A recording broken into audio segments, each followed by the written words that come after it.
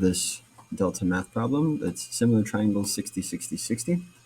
Okay, so here we have two triangles. To summarize, 60, 60 plus 60 makes 180. The three angles inside of a triangle have to add up to 180. If the angles are the same, then we know the sides also have to be the same. So these are 13 and 13, likewise. These three sides are all the same, so we know the angles have to be the same. That's the side-angle relationship. Okay? The only way to have three angles that are the same that add up to 180 is if they're all 60, 60, 60. So that means that these two have to be similar because their angles are the same and their sides are proportional. Okay, so we're going to work through this problem. In geometry, similarity means that the shapes have the same angles and the sides are proportional. The triangle CAT, which is this one over here, so notice we name it with the three letters on the edges of the triangle, is similar to triangle DOG. DOG. Okay. To prove this, we must show the three corresponding angles in each figure are the same, which is congruent, and their corresponding sides are proportional.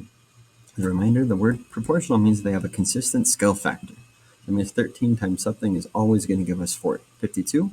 If 13 times the same thing gives us 52 again, and again, that means that they're proportional. Okay?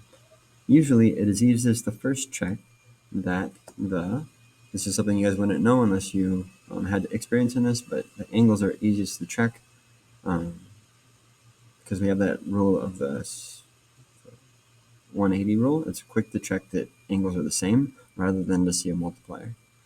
Okay, things that are equal are easier to tell than things that are proportional. Okay, for our triangle CAT, we can write the equation. Okay, so we're looking here. Notice here it says we're looking for the angles to find the missing angle A. So we got to write the equation about the angles in CAT. I have a 60, 60, and a missing one, and we know that they add up to 180. So 60 plus 60 plus angle A will give us that 180. Okay, that's the equation that allows us to find the missing angle. If we know the result, if we know what we want to get, this is called solving. I don't know what to do, but I know what to get. We're going to get 180, and I want to find the missing angle. This is called solving the problem. Okay? We learn that all of the angles are the same, which are 60 degrees, according to the. Okay, so this part has been confusing for students. This is according to the next thing. Okay, if the angles are the same, then the sides will be the same. Okay, that is called the side angle relationship, not the triangle sum. The one up here is called the triangle sum theorem. Okay, the three angles add up to 180. That's called the triangle sum theorem. The idea that the three angles are the same, therefore the sides are also the same, is the side angle relationship. Okay, so if this is true, therefore triangle CAT and triangle DOG are both equilateral triangles. That means that they are going to be similar. We just have to prove that the scale factor is consistent. Okay, a scale factor is what you do to one shape to get the other. Okay, so we're going to start with our 13 here. I'm going to multiply 13 by our scale factor. And when we do that, we should get 52.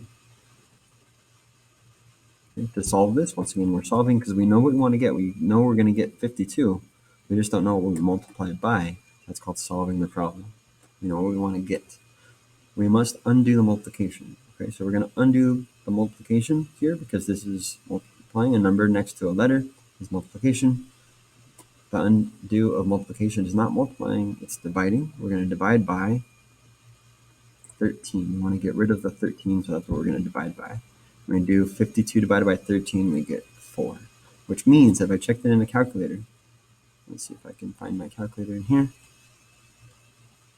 Calculator. I don't see it. But if you check it in the calculator, which I recommend you do, is plug in 13 times 4, you do indeed get 52. Okay? Now you have shown that cat is similar to dog. Okay? One thing I want to point out, congruent. This is not the lesson for today, but the difference between similarity and congruence is that congruence has a scale factor of 1. Okay, so if you multiply by 1, it stays the same. If you multiply by anything else, it's just called similar. Okay, that's the difference here. If it has a scale factor of 1, we would say it's congruent, but this is a scale factor of 4, so it's only similar.